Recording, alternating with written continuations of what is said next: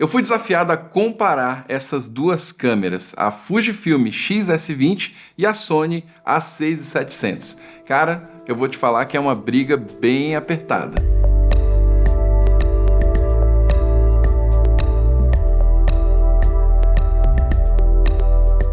E aí, tudo bem? Aqui é o Maurício, seja bem-vindo a mais um vídeo aqui no canal. Hoje um comparativo bastante especial entre duas câmeras que eu vou te falar que elas têm muitas características semelhantes e eu quero aqui, ao longo desse comparativo, não ficar detonando, jogando num time de uma ou de outra, mas falar o que você pode trazer e você principalmente ver a imagem dessas duas câmeras, que é o que mais importa no final. O que cada uma delas entrega? Eu tô falando aqui da X-S20 da Fujifilm e da Sony A6700. São duas câmeras que foram lançadas muito recentemente, estão chegando ao mercado e com certeza tem muito espaço para conquistar e quem sabe se tornar uma das suas próximas câmeras ou a sua próxima câmera. Eu quero te dizer que essas duas câmeras já estão disponíveis na Haitai para que você possa comprar e poder usar daqui para frente nos seus trabalhos, independente de qual vai ser a sua escolha. Vamos lá, falar um pouquinho então sobre as duas câmeras, né? Eu tô aqui gravando nesse momento com as duas, então você vai ver que eu vou trocar de um plano de uma para outra, porque a ideia é exatamente essa, né? Você já ir sentindo a imagem delas. Eu sei que é muito desafiador você comparar perfeitamente duas câmeras, porque cada um vai ter uma característica e nem sempre, né, vai ter exatamente as mesmas condições. Mas para tentar deixar esse teste o mais próximo, né, das condições, eu tentei também escolher duas lentes semelhantes. A lente da Fuji que eu estou usando é uma 18-120 f4 e a lente da Sony é uma 18-105 também f4. É um range um pouquinho diferente, mas são, né, lentes parecidas ali com um propósito semelhante. Claro, você vai ter também um grande leque de lentes da Fuji, da Sony e de outras marcas que você pode utilizar nessas duas câmeras, mas a ideia aqui é tentar deixar bem próximo, né? E aí, vamos começar falando um pouco sobre essa situação que a gente está vendo aqui no estúdio nesse momento. Nesse momento eu estou com as duas paralelas, né? Então você vai ver que o quadro é um pouquinho diferente, não dá para ficar perfeitamente uma no mesmo lugar da outra, mas cada uma delas está configurada com a mesma base, ou seja, estou trabalhando também em f4 nas duas câmeras e estou trabalhando com shutter em 50 e o ISO em 1250. Então isso aqui já te dá mais ou menos uma perspectiva e eu, claro, né, para tentar não mexer demais, o tratamento é muito leve, eu estou baseando mais no LUT que vem, né, no LUT que você pode utilizar nas câmeras do que um super color grading, porque isso também vai mexer muito nas características de cada uma dessas câmeras. Ambas estão configuradas também para os seus respectivos logs. No caso da Fuji, eu estou gravando no F-Log e no caso da Sony, gravando no S-Log3, tá? Então, para que a gente tenha também uma boa dinâmica e para usar da maneira que eu normalmente uso, né, que é trabalhando nos logs para que eu tenha um bom tratamento depois, uma boa liberdade de tratamento e também um aumento aí de Dynamic Range. Bem, eu já tinha testado a X-S20, já tem um review completo que eu fiz com ela, passei alguns dias, e a Sony A6700 eu testei um pouquinho depois e também fiz um review. Eu queria, né, criar essa mesma condição de usar bem cada uma das duas câmeras para depois eu poder falar um pouco sobre as duas juntas. E eu vou te falar primeiramente fisicamente o que você vai encontrar nelas, tá? Fisicamente elas são semelhantes, elas têm um tamanho parecido e cada uma vai ter uma pegada um pouquinho diferente, né? A Fuji ela é um pouquinho mais quadrada, digamos assim, mas tem uma pegada legal e a Sony ela vem ali numa evolução também, né? Que era da 6600 com um corpo bastante semelhante e também com uma pegada interessante. São duas câmeras pequenas, mas que a sensação na mão é que são câmeras que você tem um apoio legal, tem um peso legal. Ambas as câmeras também têm baterias nos seus modelos maiores, né? O da Fuji a gente tem um modelo um pouquinho maior, né? E o da Sony a mesma coisa, o que vai dar também uma boa autonomia de bateria para as duas câmeras. E nos testes que eu fiz, né? Eu deixei gravando horas e horas juntos, mas elas performaram muito parecido, né? Eu fui gravando sempre com as duas ou simultâneas, ou gravava um pouco uma, um pouco com outra, e eu fui vendo a performance de bateria muito semelhante, e eu realmente talvez nem esperava, mas ambas elas consomem a bateria basicamente no mesmo nível, tá? E aí, o que eu tô te mostrando ao longo desse vídeo são testes feitos com as duas, às vezes realmente simultâneas, né, paralelas uma à outra, em outros momentos elas vão ter, né, takes diferentes. Pegava uma, gravava, depois pegava outra e gravava. Mas vamos lá, vamos fazer alguns testes que realmente botam à prova algumas funções de ambas as câmeras, tá? Lembrando que as duas têm reviews completos para você assistir e eu vou deixar os links aqui na descrição. Mas vamos fazer então, primeiramente, um teste de autofoco para a gente entender como é que elas estão performando. Eu vou fazer um teste bastante simples aqui. Eu vou pegar essa câmera que eu tô na mão, vou levantar na frente do meu rosto e ver como é que é a resposta de ambas as câmeras, colocando e tirando da frente do meu rosto, depois vou fechar um pouquinho a lente, vou fazer a mesma dinâmica. Lembrando que as duas agora estão em 32mm aproximadamente.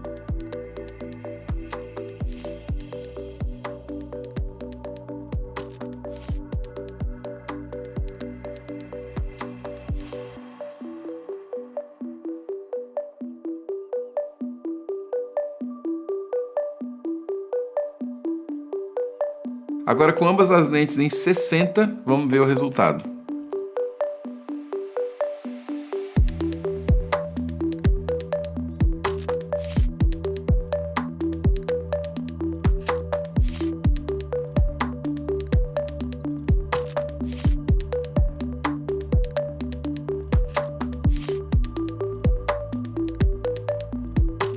Lembrando que ambas têm também a função de tracking no olho, então as duas estão procurando aqui o meu olhar, por isso que eu estou cobrindo o rosto na hora que eu vou fazer essa função. Eu lembro também que a Fuji e a Sony, elas têm características de inteligência artificial para você traquear objetos que não só pessoas.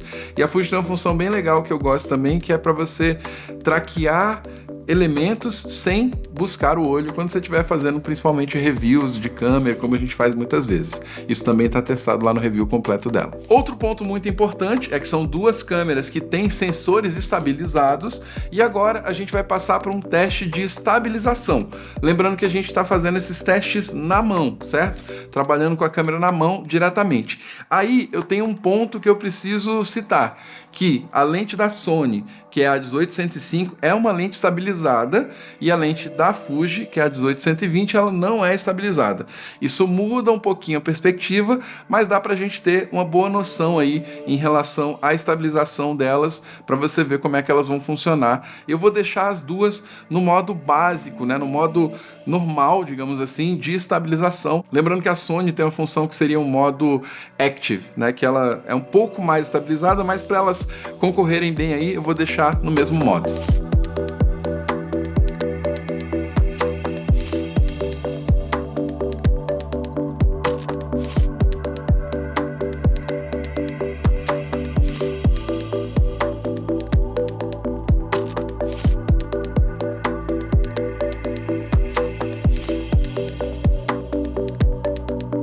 Então vamos lá, vamos falar um pouquinho sobre essas duas câmeras fisicamente, né? Como você pode observar, elas são bem parecidas em termos de tamanho, né? Realmente bem próximas, como você pode ver, e tem uma pegada também bastante semelhante. A Sony, eu diria que ela é um pouquinho mais arredondada, essa pegada dela aqui, enquanto a Fuji, ela é um pouquinho mais quadrada, digamos assim, e talvez um pouquinho maior, pelo menos a sensação de que essa parte aqui é um pouquinho mais funda, mas ambas realmente muito parecidas, e cada uma vai ter, né, o seu tipo de acabamento. A Fuji, né, já com essa parte mais quadrada que a gente conhece, a Sony com menos elementos, né? O viewfinder dela vai ficar aqui nessa parte, enquanto o viewfinder da Fuji ele é centralizado, mas de fato câmeras muito semelhantes.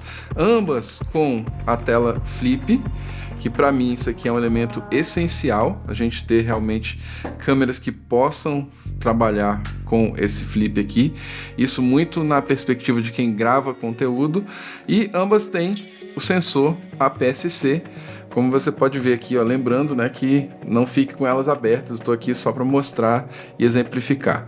Lembrando que a Sony tem um padrão E-mount, enquanto a Fuji um padrão X-mount. São duas câmeras crop nesse caso aqui. Em termos de entradas, saídas, vamos lá. Primeiro, na Fuji, o que a gente vai encontrar?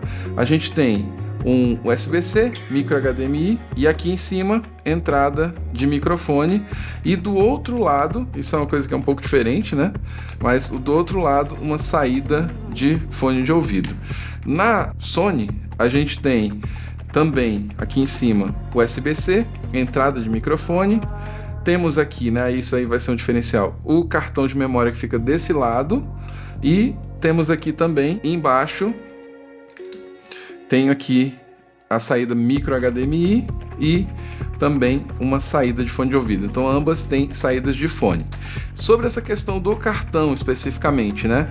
A Sony, ela trouxe para o lado esquerdo o cartão, facilitando aqui, né, um cartão SD, ambas apenas com uma entrada, enquanto a Fuji, ela mantém da predecessora dela, que é o cartão aqui. Então você tem um cartão também SD que vai ficar próximo da bateria, tá? Isso aqui é um fator, na verdade, que pode levar a um aquecimento um pouquinho mais próximo, mas daqui a pouco eu vou falar um pouco sobre isso. Em termos dos botões e dials aqui, né? A gente tem na Sony algumas memórias, os padrões de fotografia alto e também os modos de foto, né?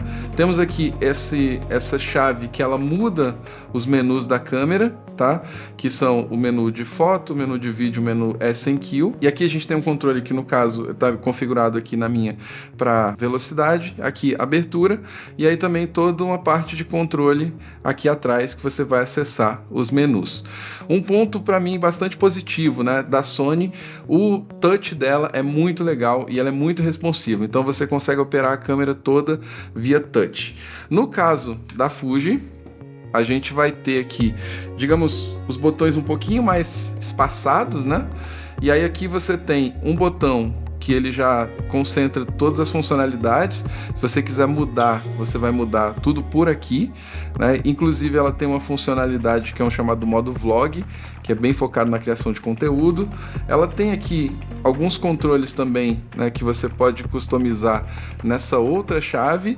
E aí playback, modos de foco, menu, e aí eu tenho também aqui, né, um controle que pode ser dedicado à abertura ou velocidade, e aqui o controle na frente, bastante parecida, né?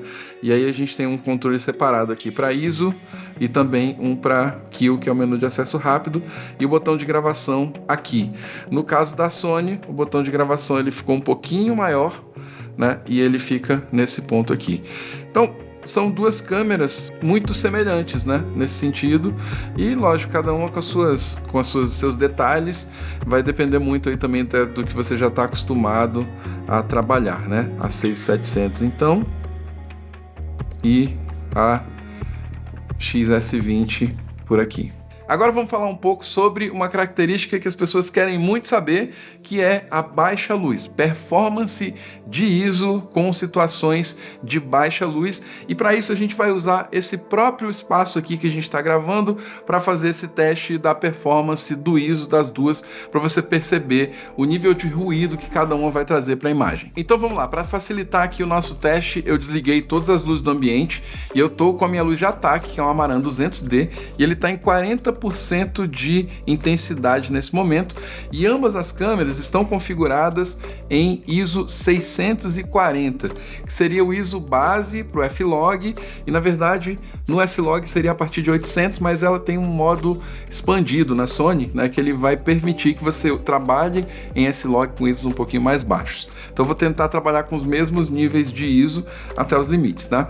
Então vamos lá, agora vamos subir um pouquinho o ISO para o mesmo nível que eu estava, que era 1250. Com ISO 1250 nas duas câmeras agora, eu tô com a luz em 32%, né? Tirei 8% de intensidade e você pode ver aí o comparativo entre as duas imagens. Agora eu mudei o ISO para 2500 e a gente está agora com 16% da exposição aqui na nossa luz de ataque. E aí você consegue perceber como cada uma performa.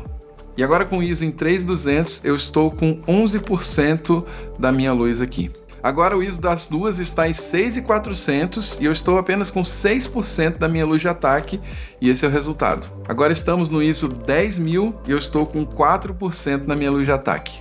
Agora estamos em 12.800 de ISO, que é o limite da XS20, e a Sony ainda vai poder subir um pouquinho mais, mas a minha luz está em apenas 2%.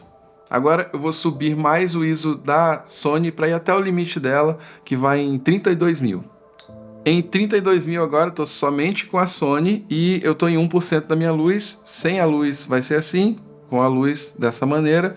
Pelos testes anteriores que eu já tinha feito, é realmente uma imagem muito granulada, apesar de ter sido muito alto, mas a gente já tem também esse último comparativo, sendo que a Fuji parou um pouquinho antes. Chegando aqui ao final desse comparativo, quero conversar um pouquinho com você sobre as duas câmeras e pensar juntos sobre quais são as potencialidades de cada uma. Eu sei, são câmeras diferentes, né? Cada um vai ter suas potencialidades, porém, eu vou te falar que o que mais me chamou a atenção é como as duas câmeras, elas são boas. Na real, cara, as duas câmeras, seja lá a escolha que você fizer, você vai conseguir fazer muito boas imagens e ela vai te ajudar muito na produção. Mas deixa eu pensar aqui um pouquinho com você. Em relação à Fuji, é uma câmera que ela vem de uma evolução ali da XS10, né? E realmente veio com muitas features interessantes. Tem um detalhe da Fuji que a Sony não tem, por exemplo, que é o fato de que ela também pode gravar em até 6.2K Open Gate. Né? Eu não testei isso porque é uma coisa que não estava na funcionalidade da Sony.